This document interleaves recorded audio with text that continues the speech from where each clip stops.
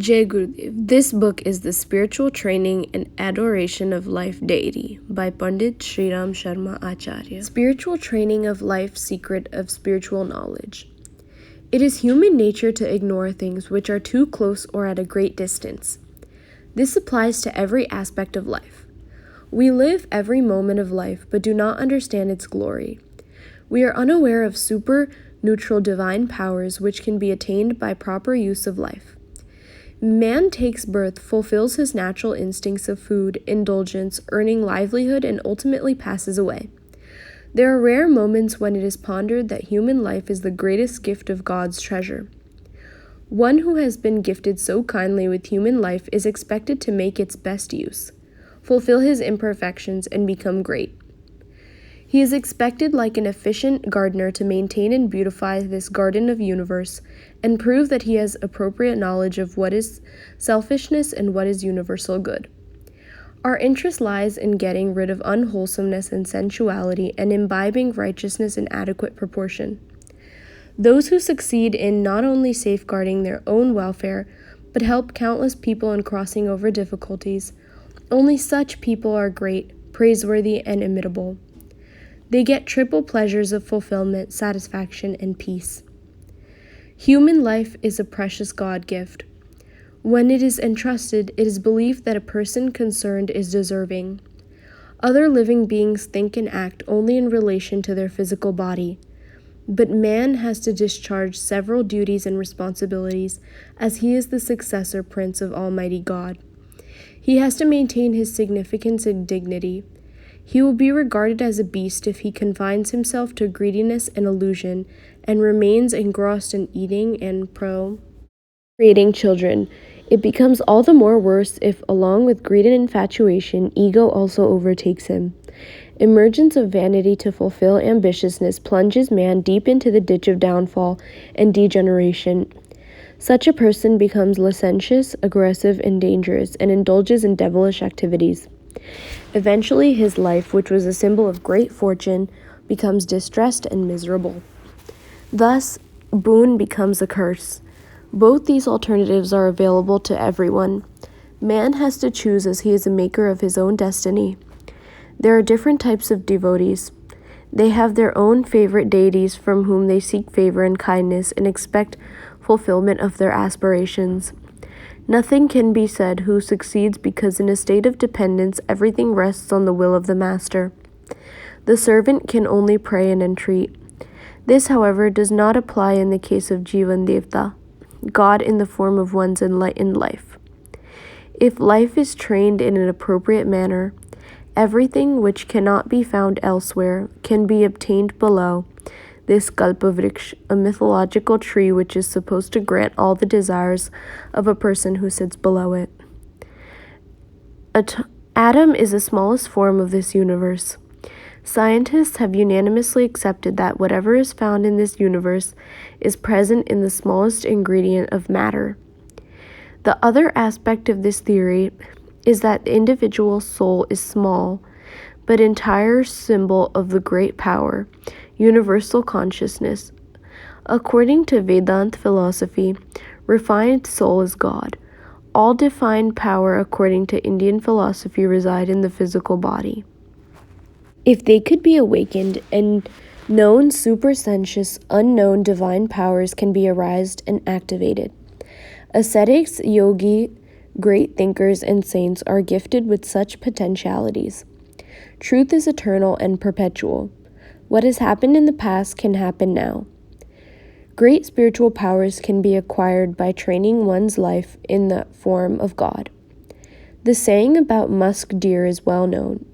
If one blunders upon to find by fluke and searches outside, he will get nothing but exhaustion and irritation. Peace is attained when it is discovered that the contra of fragrance is one's own navel. It is futile to search God elsewhere. God is beyond the limits of time and space. He is beyond the limits of time. He is formless. He can be seen only in one's inner self. Our entire life is God's direct manifestation. Gita says that God is merged, incorporated in human faith. Man is molded according to his own belief. A person who incorporates greatness within him is bound to become great. God is powerful enough to accomplish everything. He is majestic and magnificent. Man, his symbolic representative, successor prince, is also accomplished with all his attributes. The difficulty, however, is that the intensity of self-oblivion and darkness of ignorance covers the reality. Man stumbles at every step. When in darkness, bush appears to him to be a ghost, and rope a snake. But when there is light, everything appears as it is. Self-knowledge, Atmabodh, is advent of that light, which man gets a glimpse of his real form. No time is then taken in searching the path. The story of a young cub or lion having been brought up in a flock of sheep is well known. The atmosphere prevalence around us drags us, but when self-knowledge dawns, it is fully realized that one's own inner self is pure, enlightened, and transcendental. The saying that man is God who has lost his way and gone astray hardly needs analysis. All problems are solved if this bewilderness is brought to an end, and then there is deliverance from all worldly bonds. Liberation is nothing else but getting rid of inappropriate thinking about one's own self.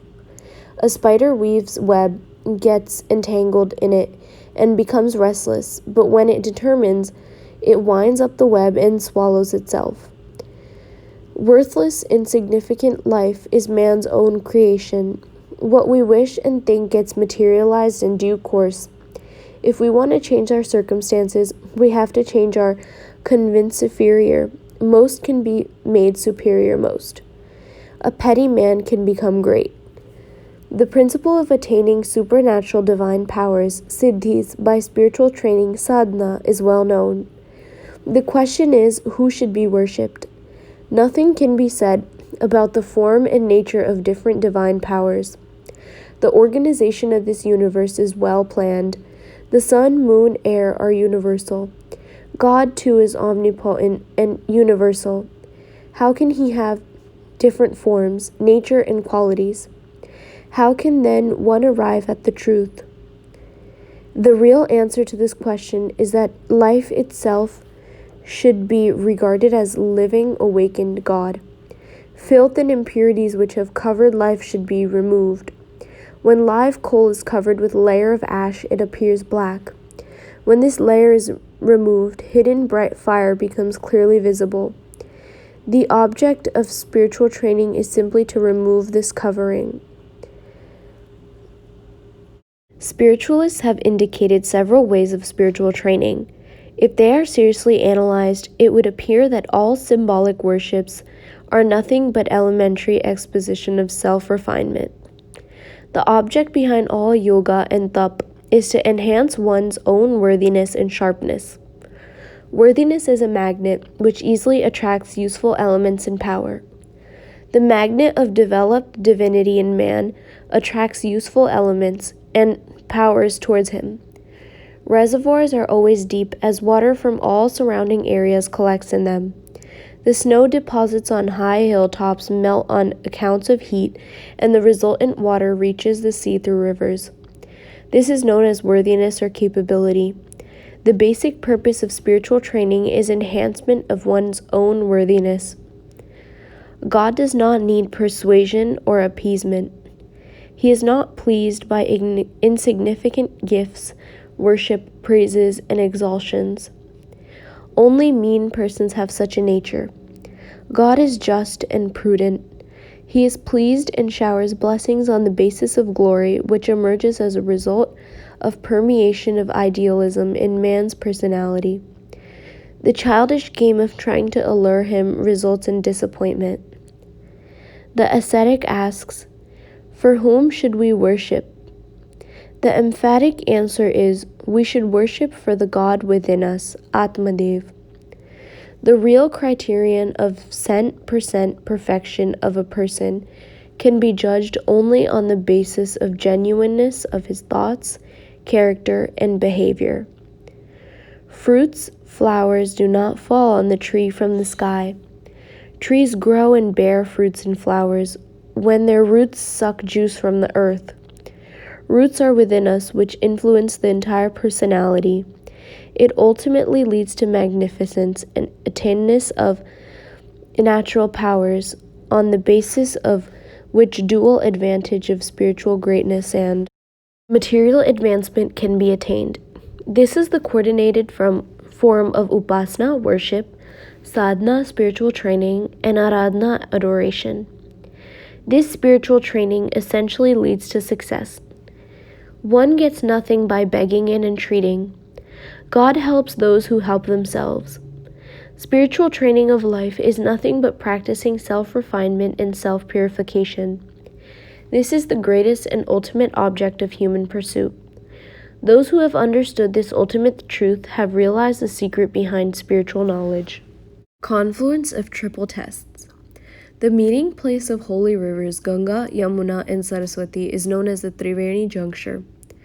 According to mythology, Brahma, Vishnu, and Mahesh are the supreme gods of creation, sustenance, and annihilation. Saraswati, Lakshmi, and Kali are embodiment of divine powers. Gayatri, the goddess of wisdom, has three phases which are known as Vedmata, mother of knowledge, Devmata, mother of divine powers, and Vishwamata, mother of universe. There are three aspects of life which are known as thinking, character, and behavior. They have been described as divine power, life, and nature, or to be more exact, as divine power, life, soul, physical body, and world. This trinity is visible everywhere. On this basis, various activities of nature are in vogue in the form of origin, sustenance, and annihilation. Soul, physical body, and matter, these are three constituents of human life. Everyone tries to make his body healthy and beautiful and his or her soul refined and cultured.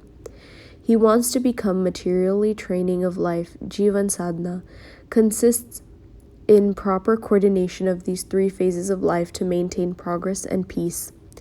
Chief among them is consciousness, which may also be called soul.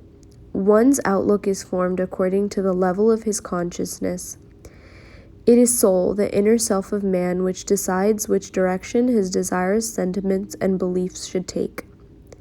His characteristics, actions, and nature are molded accordingly. In the spiritual side of man, which decides what he has to do, in which direction he has to move, spiritual power has therefore been regarded as foremost, wealth, and success. On its basis, man exercises self-restraint and improves health. His mind becomes vigorous, virile, and brilliant. The spiritual training of life therefore means spiritual progress, upliftment of the inner structure of physical well-being, success, and meaningful aim of life could be attained. The universal method of spiritual progress is self-restraining. It may also be called symbolic worship, is nothing but this practice, which is also known as yoga-abhyas, tapascharya, jap, Pranayama, meditation. Different religions and sects have different methods of worship, but all have the same object of self-training and awakening of emotional sensitivity. Devoid of such objective, symbolic worship would result in treading a beaten track. A lifeless body, although it has the same shape, is unable to do anything. In the same way, rituals and symbolic worship will not be able to fulfill the purpose of spiritual advancement in the absence of upliftment of emotional empathy. This is what is going on these days. People somehow fulfill rituals and formalities of worship, but never care to arouse emotional sensitivity. The result is that there are no symptoms of development in the life of most of the people. There is no sense in wishful thinking that desired boons will be grabbed by pleasing God by performing such rituals. God is not one who takes bribe or like flattery. One should therefore fully understand the reality and not waste time in blindly following mob mentality of indulging in symbolic worship and performing rituals without understanding the real meaning behind them, so that the object of attaining all-around progress may be easily achieved. Food, water, and air are essentially needed for maintaining the body. Similarly, for fulfilling the need of spiritual advancement, upasana, worship, sadhana, spiritual training, and aradhana, adoration and benevolence, are the three essentials. Upasana, worship, means sitting near and establishing close relationship with God. God has no form. His image, effigy, or portrait are established for the sake of convenience of meditation and contemplation. One can have a glimpse of God and establish a close relationship, close proximity with Him only by devotion through exalted thinking and idealistic emotional upsurge. God is embodiment of all divine virtues. If He has to be worshipped in some form, close relationship and deep love has to be established in some imaginary idol, image, or portrait. Great people like Ram, Krishna, Buddha, Gandhi, etc., who sacrificed their life for public good and fulfillment of high ideals, may be regarded as some partial incarnations and can be worshipped as one's own favorite deity.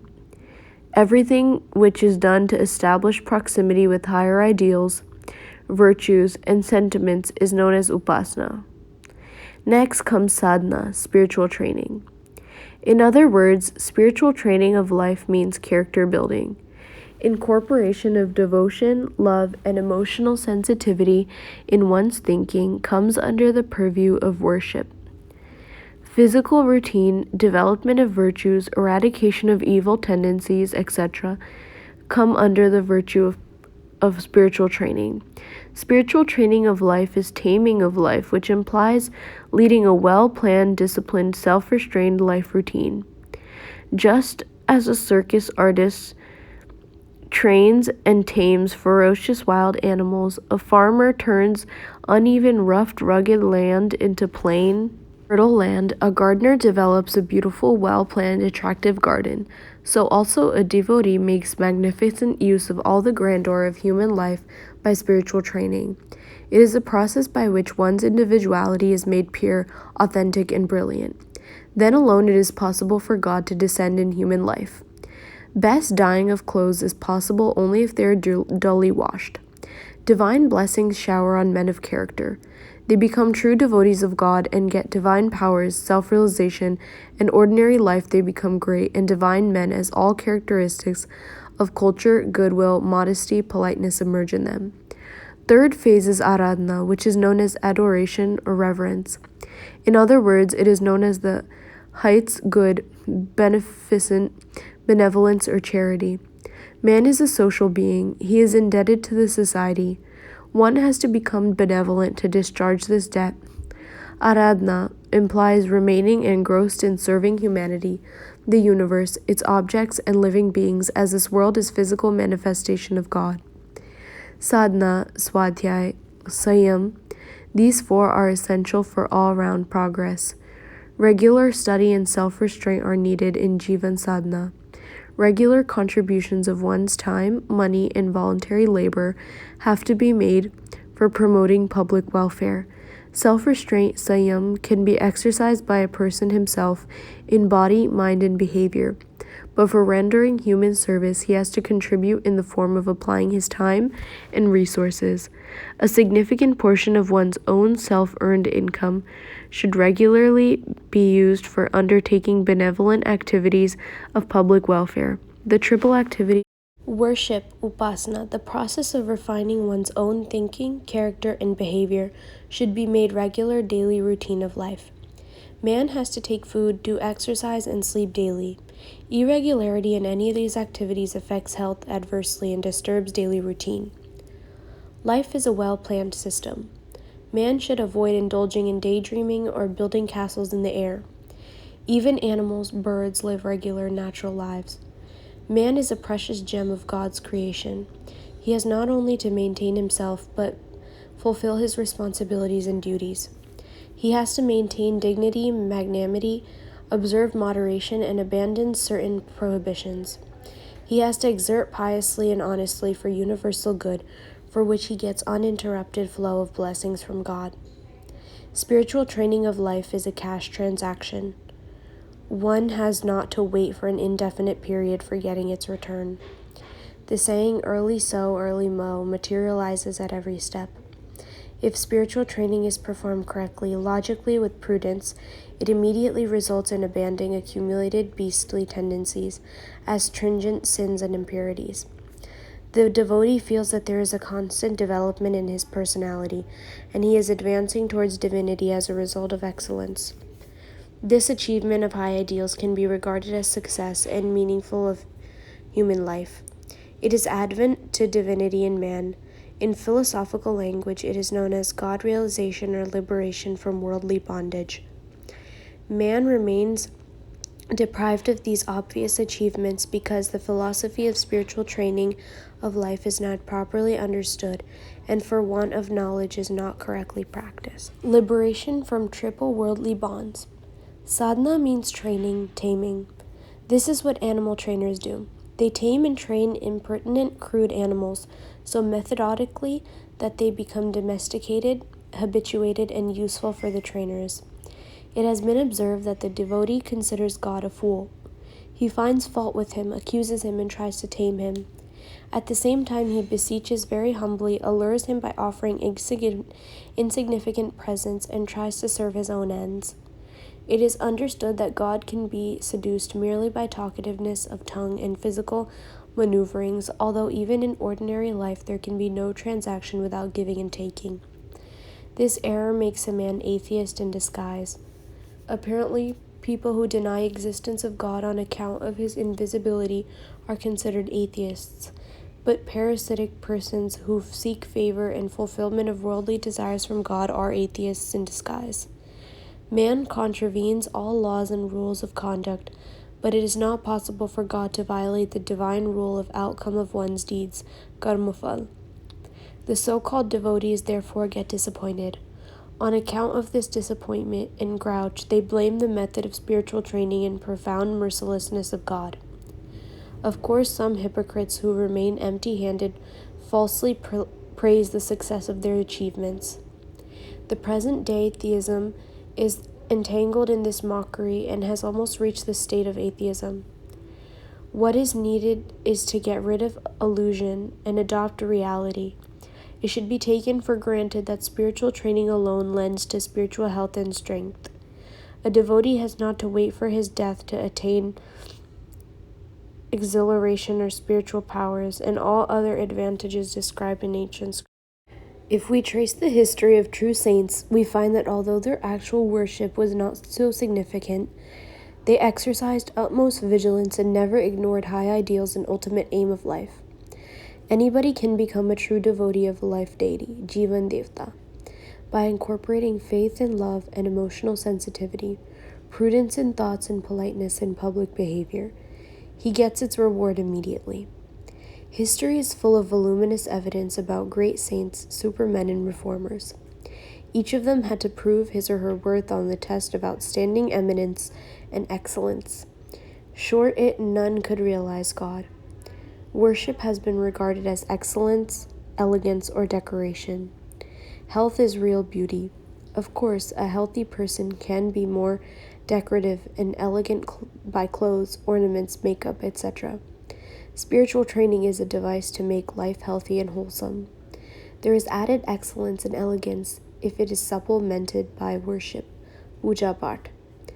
No purpose can, however, be served if one tries to beautify a sick, worn-out, or dead person by makeup or decoration. Such an attempt will be regarded as ridiculous. On the contrary, if a stout, robust wrestler steps into the arena with a strip of cloth tucked around his waist, he will look elegant. Therefore, persons who make their life wholesome and cultured achieve the goal even if they find little time for ceremonial worship. The devotees of spiritual science have to bring about fundamental change in their outlook. They believe that human life, which is precious, trust should be used in such a manner so that along with material well-being, man may attain the ultimate end of spiritual perfection and assert before God. There are the great obstacles in this path. They are known as Ravan, Kumbhakarn, and Meghnad. In Devi Bhagwat, they have been described as Mahisasur, Madhukaitab, and Rakbij. They are greed, attachment, or infatuation, and egotism, which result in passion, craving, and vanity. On account of these three elements, man degenerates, meets humiliation, and leads life almost of an animal, devil, or ghost.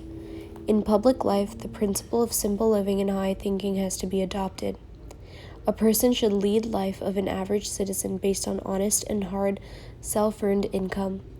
A greedy man cannot fulfill his cravings unless he adopts immoral means. An extravagant man who spends lavishly compels others to lead a life of deficiency. Indian scriptures have described accumulation as a sin. Extravagant and luxurious people and those who accumulate money have been condemned. There is nothing wrong in earning more. However, like King Janak, limited amount should be spent on personal living, and the rest should be utilized in upliftment of the downtrodden and growth of righteous tendencies. A thrifty person saves himself from licentiousness and addiction.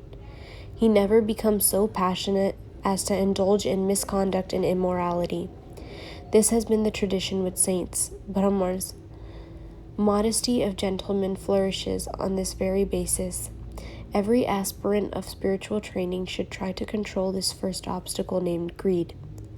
Attachment or infatuation is either with certain persons or objects, limiting, within a limited range. Infatuation.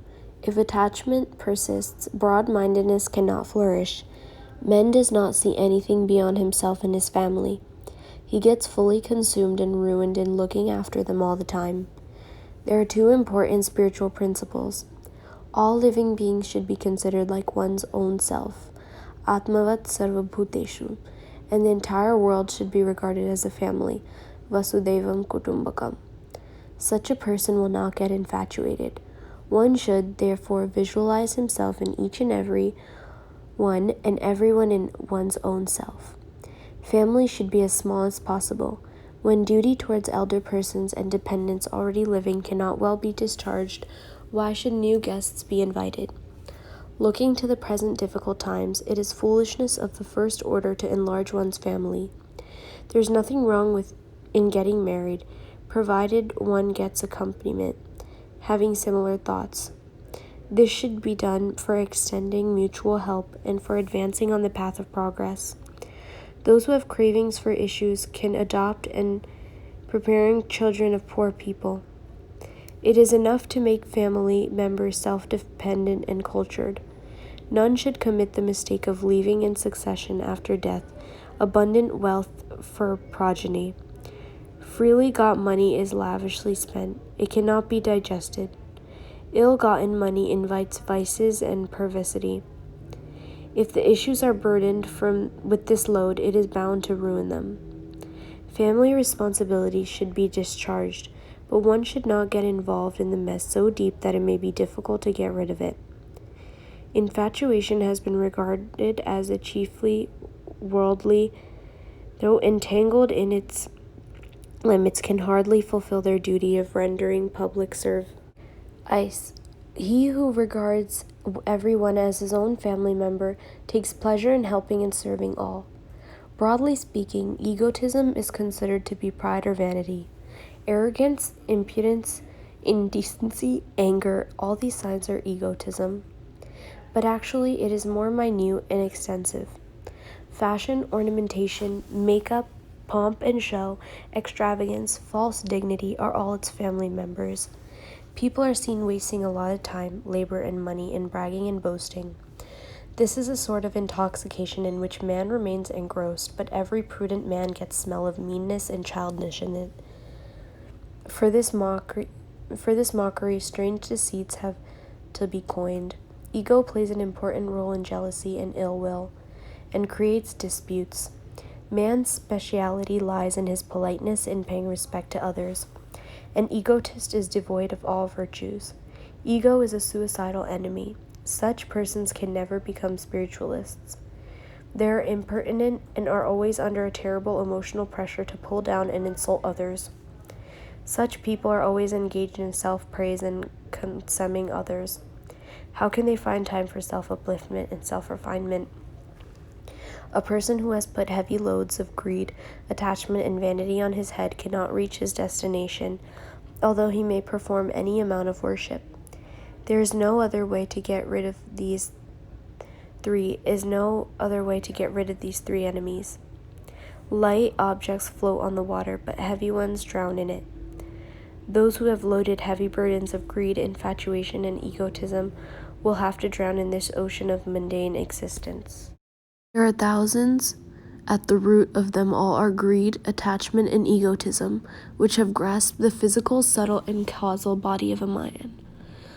Unless they are eradicated, which is known as deliverance, the three should be regarded as one's enemy.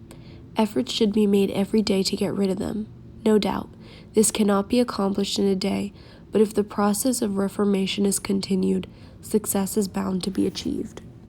Meaningful, easy, and wholesome spiritual training.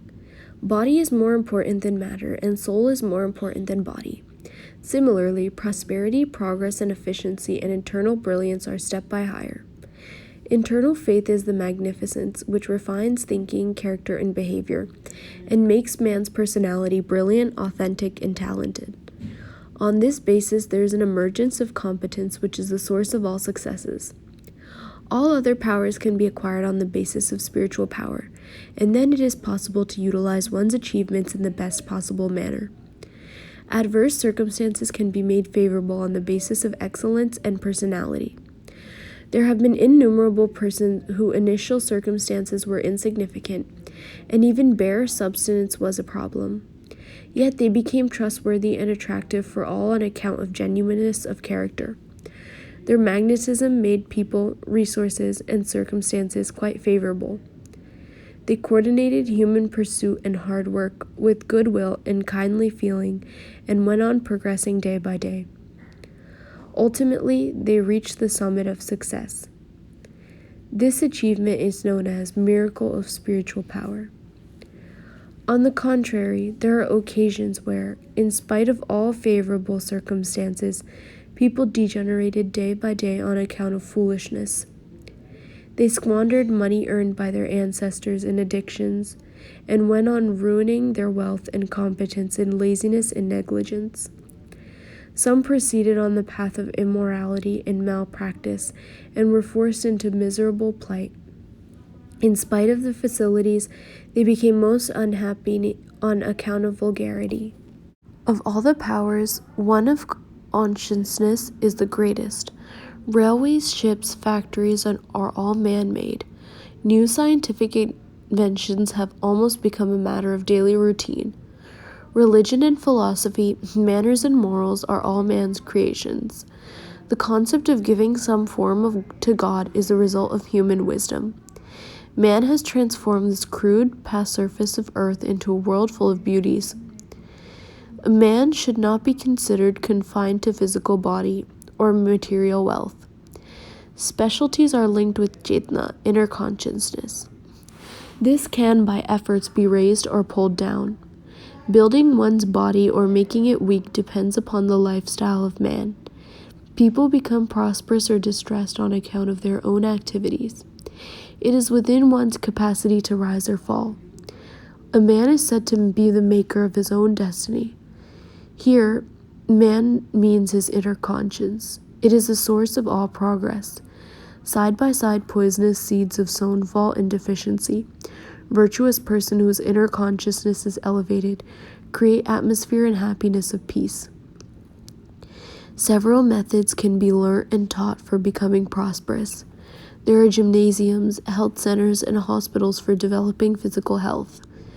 There are innumerable industrial, scientific, educational, and administrative institutions, but hardly is there any arrangement for developing and refining man's consciousness on meaningful, useful, comprehensive basis. Pragya Yoga is a device for developing spiritual prudence, insight, and intuition. In ordinary conversation, it is known as spiritual training of life. It comprises of repeating sacred Vedic hymns, mantras known as jap, meditation, dhyan, pranayama, to control vital and self-restraint. It includes all aspects which stimulate human glory and remove obstacles. Physical restraint, sayam, and proper and best utilization of time, money, and thoughts are its inseparable constituents. Eradication of defects and evil mental impressions have been emphasized.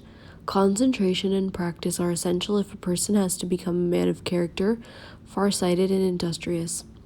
What is needed is wholesomeness and perfection. The devotee should be religious-minded while discharging his duties. He should try to live within his own inner self and adopt high ideals and farsightedness. When all these precautions are taken, the devotee attains the stage of self-purification, Atma Parishkar. This is easy, possible, and natural for everyone. There can be different methods for self-purification, but from experiments conducted by Pragya Fraternity, it has been observed that those undertaken by it are comparatively more easy, logical, and systematic. The importance of inner development has to be realized. Progress of a nation and its people is not confined to its material wealth, education, and efficiency. The source and basis of all kinds of products, progress, and personalities rich in culture and gentleness. If there is a lack of inner power, narrow selfishness will prevail, and in that event, no idealistic philanthropic purpose would be served. Here the maxim, accomplished one thing perfectly and everything will be accomplished fully, applies. Man loaded with several kinds of prosperities and specialties can accumulate wealth on the strength of his skill. He can elicit tumultuous, cheap applause, but will prove counterfeit and touchstone of man glory. A false man can confuse or mislead other persons. Songs, but cannot be cultured, noble, elevated man known as great men. Internal excellence has been the chief factor in great persons of saint tradition who could perform great deeds of human pursuit and change the era. In individual life that enjoys self-satisfaction, public respect, and divine pleasure, their actions and personality became exemplary and imitable and inspire downtrodden persons in their upliftment. This is fulfillment of life's aim. The spiritual training of life in accordance with Pragya Yoga fulfills this great objective. 4 aspects of practical sadhana. Success can be achieved only by following the path of progress and coordinating knowledge with action. After understanding real form of spiritual philosophy, there comes the next phase of materializing it into actions. The basic philosophy of spirituality lies within 2 words, self-refinement and self-development. The object of worship is to fulfill the need of self-education with the help of certain ritualistic activities. No ritual can be complete unless the feeling underlying it are fully understood and assimilated. Nothing can be expected if one worship mechanically like a game of magic. The method of Pragya Yoga is being laid down here so that many people get maximum success in a short amount and fulfill their object. There are 2 models of daily worship, Sandhya, of Pragya Yoga, which are extremely easy, although important. Soon after getting up in the morning, one should feel that every day is a new birth. In the night, while going to sleep, it should be felt that sleep is a form of daily death. Both these practices should be performed in the bed for 15 minutes. Life and death are the 2 ends of existence. Sowing and reaping are 2 important agricultural operations. The rest is ordinary process, which prolongs for a long time. Ordinarily, Sandhya is performed at the time of twilight, sunrise in the morning, and sunset in the evening, but this spiritual practice should be performed as indicated above, daily in the bed, soon after getting up in the morning and while going to sleep in the night. The first practice of Pragya Yoga is known as self-knowledge, Atmabodh. As soon as one gets up, he should think that he is born today. He has to live only for a day and sleep in the lap of death in the night. The greatest aim of life is to utilize this intervening time in the best possible manner. This is testing time, and on it depends all prospects of future. Prudence lies in making best use of human birth, which is regarded as the greatest fortune. Soon after getting up, each day should be regarded as full of life, and it should be pondered how this valuable trust of God should be utilized for the purpose for which it has been granted. On this basis, the routine for the entire day should be chalked out. This thinking and pondering should not take more than 15 minutes. Care should be taken to fulfill the schedule during the day. If something has been left out, it should be completed on the following day. Other worship, Sandhya, is performed in the night while going to sleep. It should be thought that death is shortly being embraced. It will have to be answered in the royal court of God how today's time has been utilized. The activities and thoughts of the entire day should be reviewed. It should be judged and analyzed impartially, what was right and where a mistake was committed. The self should be praised for anything done or thought to be decided to rectify on the next day. The authors of ancient scriptures have directed that sins committed have to be atoned for and indemnified. Today's time which has been spent cannot be brought back, but it can be expedited and indemnified the next day. This will add to the next day's workload, but there is no other go. Death is certain. People forget it and spend life in useless activities. Human birth is extremely rare. It should be spent in such a way so that future may be bright. Man hope to attain divinity, and other people may get inspiration to imitate. If man sleeps carefree in the night, he can hope to get peace during the period after death and before rebirth. If the day is spent happily, there will be sound sleep in the night. If the day is spent peacefully and in the best possible manner, man will not suffer agonies of hell after death and will enjoy divine peace. This process is known as attainment of real knowledge, Tattvabodh. There are two other phases of Pragya Yoga, devotion, bhajan, and contemplation, manan, which are to be done in the day. One should sit in a cross-legged sitting posture for worship and devotion. Water I sipped and sprinkled on the body, and the process of Pavitrikaran, Sinchan, Achman. Gayatri, the goddess of wisdom, or a burning lamp, is installed in the form of favorite deity and is worshipped with water, grains of rice, flowers, incense, lighted lamp, and naivedya offering, whatever is available. It is imagined that the qualities of the articles which are being used in worship are being imbibed in life. Sandalwood makes the surrounding areas perfumed. Lighted lamp spreads light of knowledge all around. Flowers inspire to laugh heartily. Water is symbol of coolness. Offerings in the form of grains of rice and sweets signify one's determination to donate time and money for philanthropic purposes. Favorite god, Ishtadev, has to be regarded as aggregate or accumulation of all divine virtues and righteousness. With these beliefs, worships, devotion should be completed. Now comes the state of Jap, chanting the Gayatri Mantra and Dhyan meditation. Both these should go together. Gayatri Jap can be performed mentally also. Counting can be done on the basis of time taken. Those interested in some other mantra can adopt it. Omkar mantra is also universally recognized. With Jap, the rising bright golden sun of morning is meditated upon. It should be imagined that we are sitting in an uncovered body facing the sun. The sun rays of the favorite god are entering into the physical, subtle, and causal body. These rays are a symbol of splendor and energy. Splendor means light, prudence and energy means power. Aggregation of splendor and energy of light and power is entering into and influencing these three forms of body. It should be visualized that health and self-restraint, far-sighted wisdom and courage, and faith and goodwill are entering into physical, subtle, and causal body respectively in the form of sun rays and inspiring the entire existence. This meditation should be continued along with japa during the fixed time, and at the end, water should be offered in libation before the sun by the way of a final offering, Purnahuti. This signifies surrendering the individual self in the form of water to the Almighty God. This much alone is worship devotion. If during journey it is not possible to sit at the flexed place, all the worship can be performed mentally. The fourth phase of Pragya Yoga is contemplation, manan.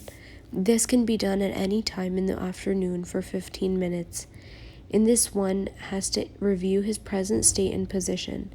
If anything is found lacking, it should be planned how it can be fulfilled. Contemplation is done in a solitary place with eyes closed.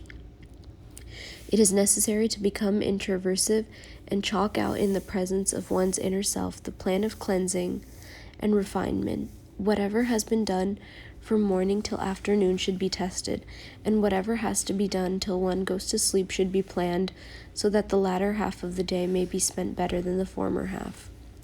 There are 4 standards of self-review. There are self-restraint of organs, self-restraint of money, and self-restraint of thoughts.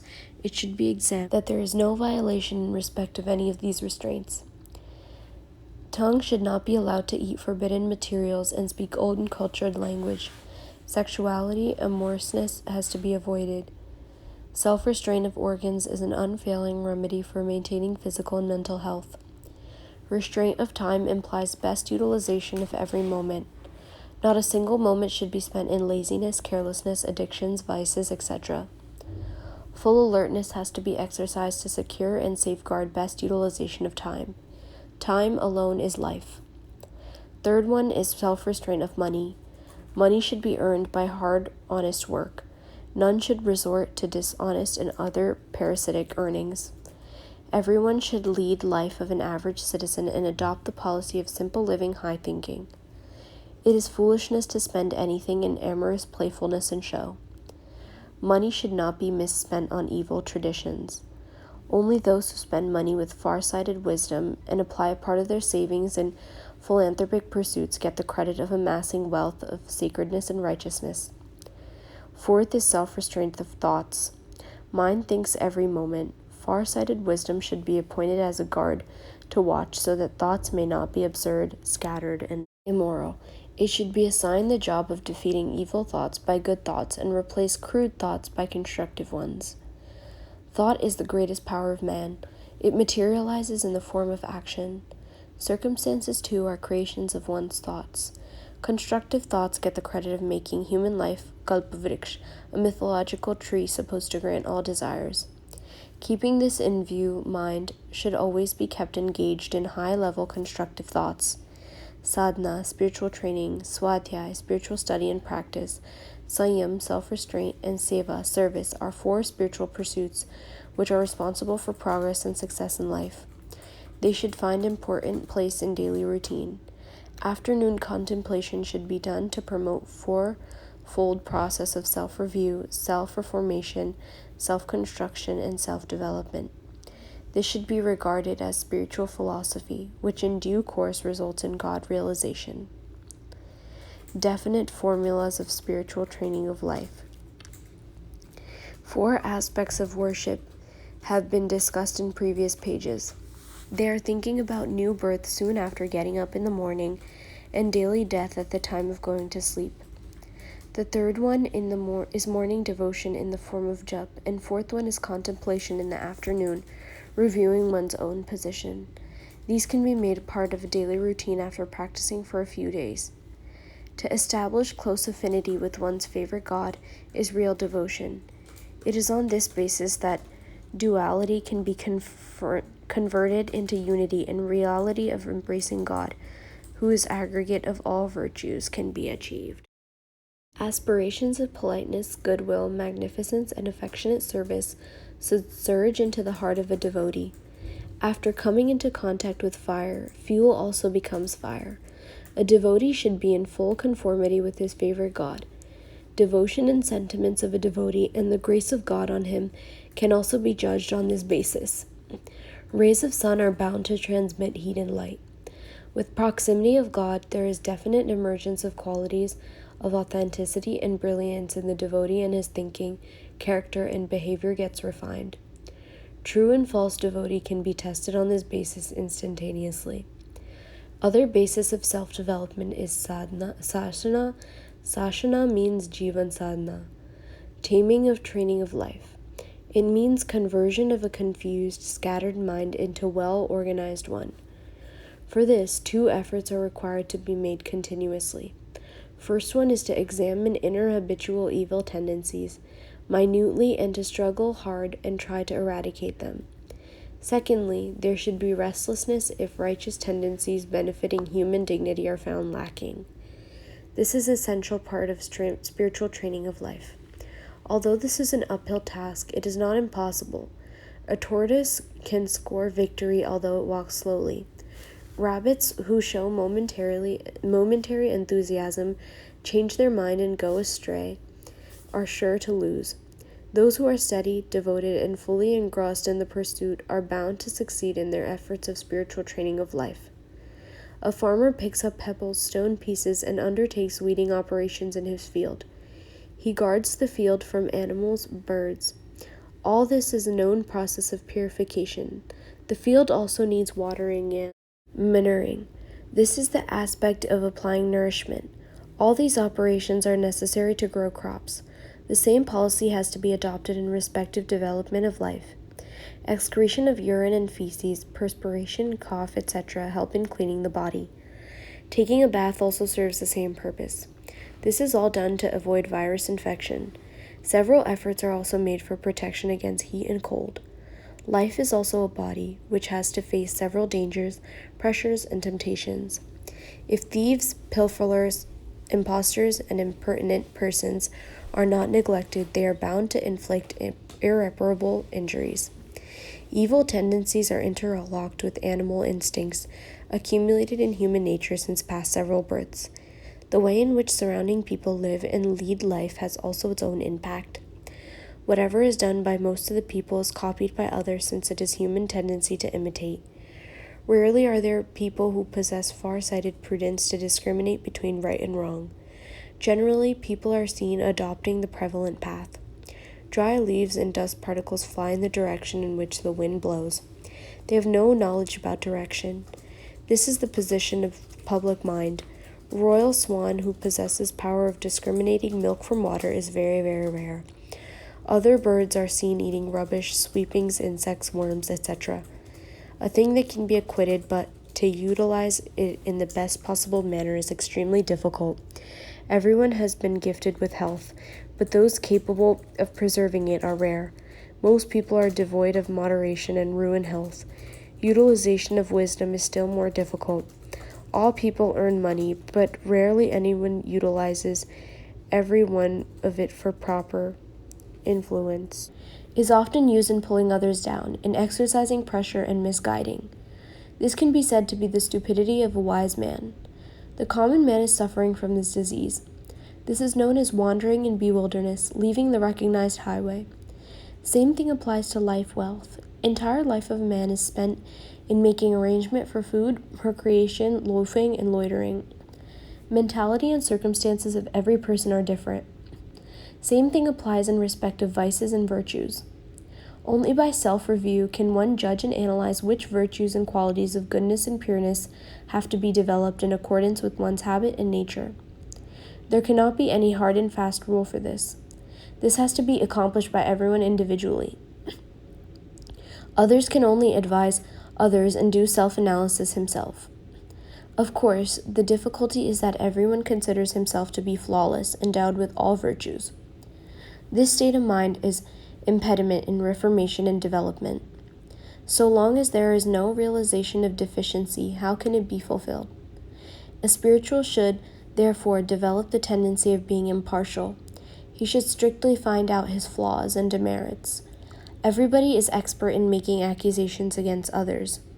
The elementary need of self-review is fulfilled when this tendency is reversed. If this is not done, none can aspire to become great.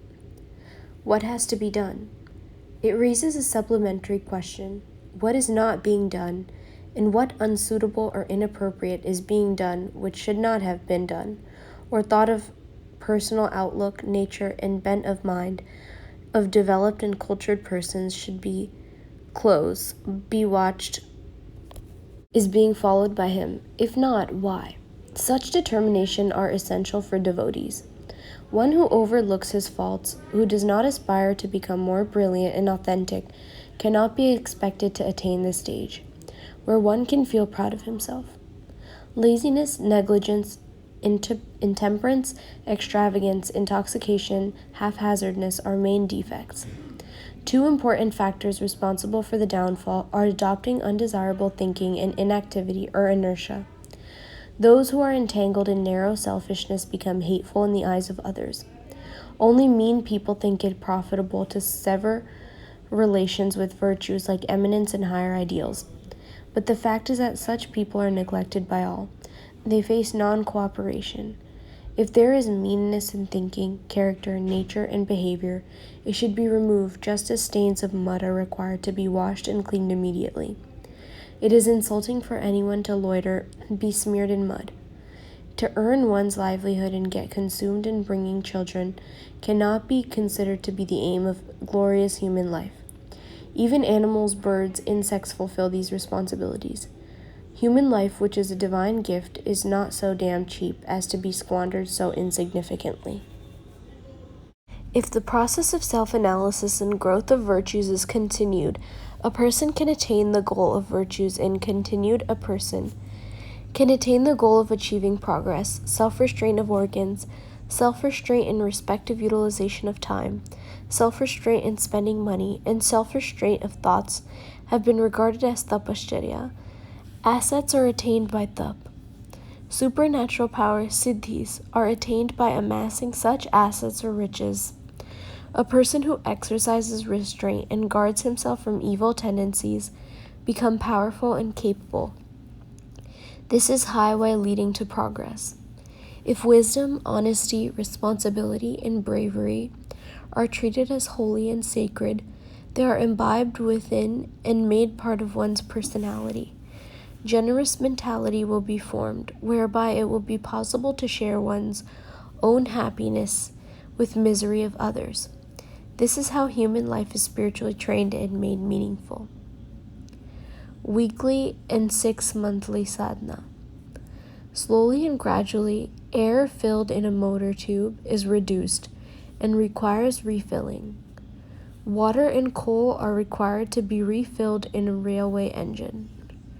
Fresh diet has to be taken when the stomach becomes empty. When the same routine of life becomes prosaic, new change has to be introduced. Festivals are celebrated to inculcate new enthusiasm and smartness. Sunday is enjoyed as a holiday to get freshness and new vigor for next week's work. Institution holds celebrations and drive off idleness. Nature also does the same thing. Terrible rains, pleasing spring seasons fill the atmospheres with freshness. Man always remembers his marriage, say, also one on which he started earning and feeling vigorous. Daily routine of spiritual practices has already been indicated. The 4 daily chores which are to be performed soon after getting up and while going to sleep in the night, devotion, bhajan in the morning, and contemplation, manan in the afternoon, represent the 4 basis human pursuits of Indian philosophy. 1. Dharma, 2. Arth, 3. Kam, and 4. Moksha.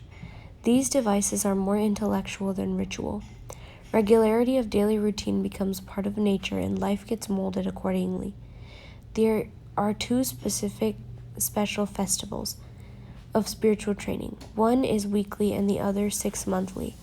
Weekly one is generally observed on Sunday or Thursday. It may be any other day according to convenience. In auspicious 9 days of Ashwin and Chaitra Navratri, spiritual training and worship is done for 9 days each. It generates special power and removes slackness and lassitude. In these special weekly festivals, 4 rules viz. Fast, self-restraint of organs, accumulation of energy, and silence have to be observed. Tongue and sex organs are powerful ones. If they are controlled and regulated, it becomes possible to exercise self-restraint. If this elementary phase is accomplished, there will not be much difficulty in controlling the mind. Intemperance of tongue instigates eating undesirable objects in excess. It is also responsible for bitter, untrue, useless, loose talks. Tongue just discharges 2 functions. It tastes or relishes eatable objects. It is also the medium of speech. The vow of tastelessness, aswad, has to be developed and observed for controlling and taming the tongue. Salt, sugar, spices, sour objects make a man greedy of delicious dishes. He neglects pure, simple, and easily digestible food and craves for uneatable, forbidden food. The stomach gets spoiled as food is devoured in much more quantity. The blood becomes impure on account of decomposition and results in several diseases. To safeguard against these calamities, self-restraint of tongue fulfills the purpose of devout austerity, thup. It acts as a deterrent. It is necessary to give tongue 1 day's rest in a week so that it might be liberated from these vices. Fast is rest day for stomach to adjust irregularities committed during the week. It may not be possible to live on water alone. Vegetable soup or fruit juice, milk or buttermilk can be taken. If this also does not suffice, meals should be taken only once. If silence cannot be observed for the whole day, 2 hours silence should be observed at any convenient time. Both these fasts relating to tongue may sound symbolic, but they fulfill the purpose of concentrating on observing ethical self-restriction.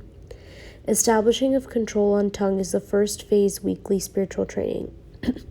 The second phase is celibate, brahmacharya. Indulgence in sex should be avoided on the day of fast. Indecent, vulgar imagination should not be entertained, and mental restraint should be observed. Man and woman should see form of god and goddess in persons of opposite sex and nurture noble sentiments of brother and sister, father and daughter, mother and son. Indecency should be regarded as immoral, and vulgar thoughts should not be allowed to be entertained. Physical self-restraint is possible only when it is combined and coordinated with mental will last during the rest of the 6 days of the week. The third exercise to be done on weekly fast day is accumulation of vital energy, pran sanchar. One should sit with closed eyes, become introversive, and contemplate that the entire universe is full of powerful vital energy, pran chetna. It can be available to anyone in abundance if it is invoked or attracted. The process is known as pranayama. There are several rules of pranayama, but the easiest one is to sit with eyes closed, keeping the backbone straight. Both the glands should be placed on knees. Body should be still and steady, and mind should be calm. While inhaling, it should be felt that the universe vital energy is entering inside through the nose and permeating the entire organism. The body, mind, and inner self are being imbued and inspired by inflow of the vital energy. While exhaling the inhaled breath, it should be felt that the inner physical and mental perversions are going out and the door is being closed. With this elimination, one should feel quite light and imagine that he is becoming brilliant and genuine. The fourth weekly exercise is observing silence, which should be at least for 2 hours. The third exercise of pran sanchar can be performed during the time when silence is observed. Besides these 4 exercises, daily worship, swadhyay, study of inspiring literature, self-restraint, sayam, and human service, seva, should be continued as already prescribed. Contribution in the form of money should be made for the growth of knowledge. It should be made a part of routine to do something for the help of the oppressed. Dissemination of spiritual knowledge is brahmayagya, an act of religious sacrifice and oblations known as agnihotra, of high standard with which the welfare of all living beings is linked. The day fixed for weekly celebration should be utilized in righteous deeds. Half-yearly celebrations are performed for 9 auspicious days in Ashvin and Chaitra Navratri. There is an old tradition of performing 24,000 jap of Gayatri Mantra during these days. All devotees should observe this rule. There is no distinction of caste, creed, or gender. There should be no doubt about any harm if there is a deficiency. This is a sattvic, righteous performance.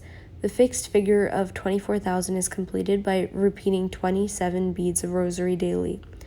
On the final day, Yagya Agnihotra should be performed by offering at least 24 ahutis in the sacrificial fire.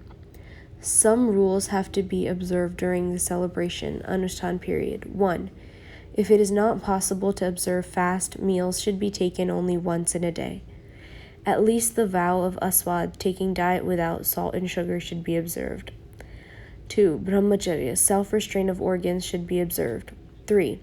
As far as possible, no physical aid or service should be taken from others. The devotee should do his physical work himself. 4. Leather articles manufactured by skins of animals killed should not be used. The devotee should sleep on the ground or on a gourd bed of wooden planks instead of a cushion. The principle behind observing these rules is the hard life of devout austerity should be lived during these 9 days. What is practicing during this period will have its impact for the next 6 months, and it will be kept in mind that only self-restrained life can secure one's own as well as public good. The old tradition was to feel Brahmans, person of devout austerity, engaged in seeking knowledge and truth. Collectively, at the end of this celebration, Anustan, by way of final offering Purnahuti, this can now be fulfilled by feeding 9 virgins. These unmarried girls may belong to any caste. The belief is that being celibate, they are holy and pure in the form of goddess.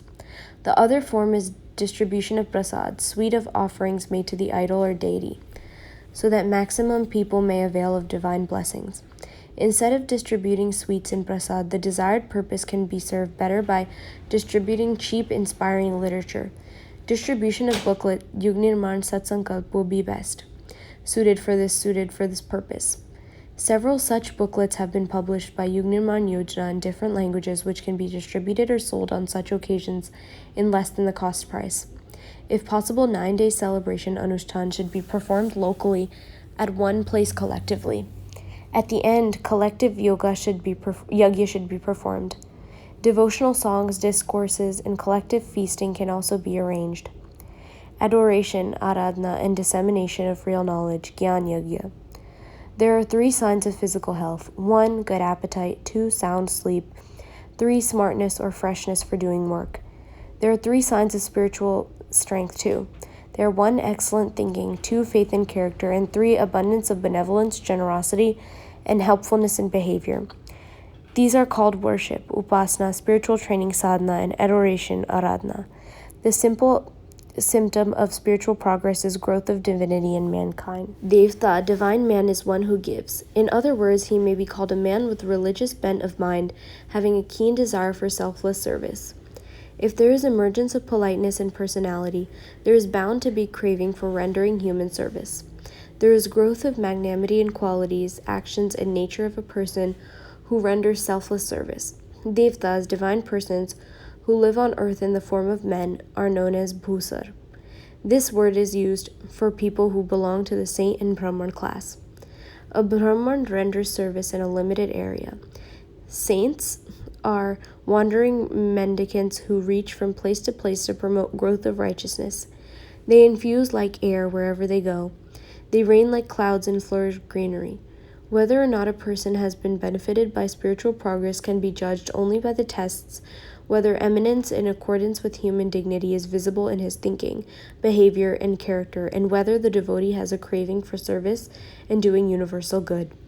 Broadly speaking, alms and donations are known as sacred summum bonum, or universal good, but it should have deep tinge of farsightedness.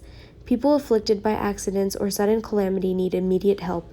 Similarly, crippled physical handicap should also get maintenance. Poor and backward people should get indirect help so they may become self-dependent.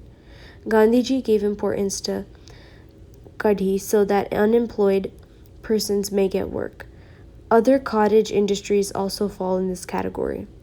Provision should be made if creating resources which may help in eliminating unemployment. It is the sound method for giving help to the poor.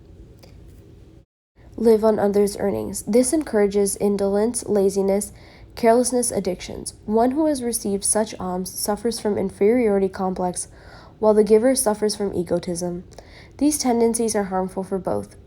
Appropriateness and the ultimate result should, therefore, always be kept in view while giving donations so that there may not be misuse in the name of charity. Imparting knowledge is the best kind of charity. This is known as Brahma Yagya. Efforts which promote goodwill and righteousness are acts of doing universal good. For want of proper thinking, people adopt several vices and in vice downfall. Leaving aside physical handicapped and incapable people, the rest are fully competent to solve all their problems themselves, if they are shown a correct path of proper thinking. Therefore, for spiritual development, everyone should try his best to, according to his efficiency and circumstances, to refine public mind and promote righteousness. There is always the problem of time, and solutions have to be found out in accordance with one's own circumstances. Ancient religious narratives and discourses can hardly be of any use in prevailing trend and atmosphere. For this, one should take resort to Yug prevailing collective spiritual consciousness. Attention has to be paid on expositions of Yug Manishis, exponents of spiritual wisdom. This can only be the correct way of promoting real knowledge. Like literacy, growth of true knowledge is the need of the hour to solve problems of individual and the society. For spiritual development of self, refinement of public mind, and promotion of righteousness, one has to get engaged in selfless service so that the religion of present era, Yug Dharma, may be established in intellectual, moral, and social spheres. All far-sighted, prudent persons should get engaged in the task of dissemination of knowledge and revolution of thoughts. Pen, speech, visual, and audiovisual, and all similar devices should be used, so that people at large may be inspired to know and materialize religion of the present era. The highest form of universal good and benevolence in present circumstances is dissemination of knowledge, Gyan Yagna. Neglecting this, no person will be served by speeches, writings, giving donation for gaining cheap popularity. Yugnirman literature is the primary need for making the consciousness sharp and brilliant. Educated persons should be taught this literature. To illiterate ones, it should be read over. Devotees of Pragya Yoga should spend their money and time in running bag libraries. It is difficult for everyone to purchase this literature, especially in these days when nothing occurs to one's mind except materialistic self-seeking. Nobody is interested in listening to anything idealistic. Devotees should therefore visit literate persons house to house, giving them books of their choice for reading and collect them back. The important purpose of spreading spiritual knowledge will thus be served. Such books should be read over to uneducated people. Thought-provoking meetings, seminars, conferences, narratives, discourses have their own importance. These are known as satsang. The activities can be performed anywhere in some form or the other with help of pen or speech. It is more effective to set one's own example. People think that ideals are meant to be only talked about, cannot be materialized in practical life. This illusion can be dispelled if those who propound revolution in thoughts themselves act in the manner in which they expect others to do. Those who want to devote to benevolent activities of adoration, aradhana, and work selflessly for public good should display uniformity in their profession and practice. These are all essential for ideal training of the people. Still, it is not necessary that till a person attains perfection he should sit idly. As student of 6th class can render at least some help to a 5th class student, anyone can successfully guide those who are less qualified. These days, equipments can help a lot. In ancient times, books were handwritten, but now they are printed. Audio and video facilities are easily available these days. They can be used for expansion and publicity of knowledge. Equipment like tape recorders, loudspeakers, slide projectors, video cassettes can be used to fulfill the need of popular entertainment and public awakening. Writing inspiring sentences on walls is a good method. Its mechanical additions are stickers, which can be pasted on furniture, handbags, etc. This can be a good basis for propagating good thoughts and goodwill. Wherever possible, cinema slides can also be displayed to disseminate useful and inspiration to the masses. Music parties can start publicly programs in group meetings with the help of a loudspeaker and tape recorder. Celebrations of Deep Yagna, performance of yagya by lighted lamps on such occasions have proved very easy, cheap, and successful. In the afternoon, women meetings can be arranged. Night programs may include the process of social development and reforms. In family, narratives and stories should be told in the night. Books like Pragya Puran serve this purpose very well. Mutual discussions, debate competitions, poets' conferences are useful devices. Everyone cannot be a poet, but he can arrange meetings where inspiring poems and songs can be recited. Paintings can also be exhibited wherever possible. If a man tries to search, he can lay hand on several formulas for spreading real knowledge. Much can be done in respect of bringing revolution in thoughts, growth of righteousness, and eradication of evil tendencies. When a true devotee can find God, there is no reason why it may not be possible to find out a way by which the process of spreading real knowledge may be pioneered. What is needed is to understand its importance and pay attention to it. Upasana, worship, is done of God. By sitting near God, divine virtues are imbibed, feelings and emotions are refined and developed. Sadhana, spiritual training, is performed of one's own life. Jivan sadhana refines personal identity of a man by eradication of evil tendencies and growth of righteousness. Aradhana, adoration, is of the society by serving God living in all human beings.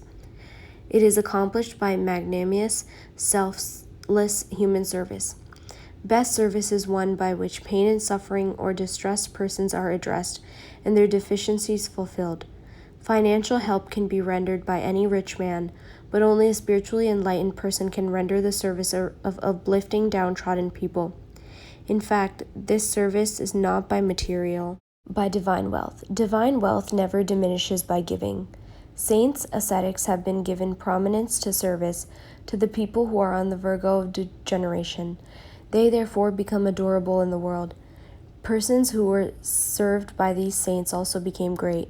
This best form of service can be rendered by anyone through the medium of dissemination of knowledge, Gyan Yagna. Any person can be enriched by this benefit himself and get the reward of righteous deed by helping innumerable people.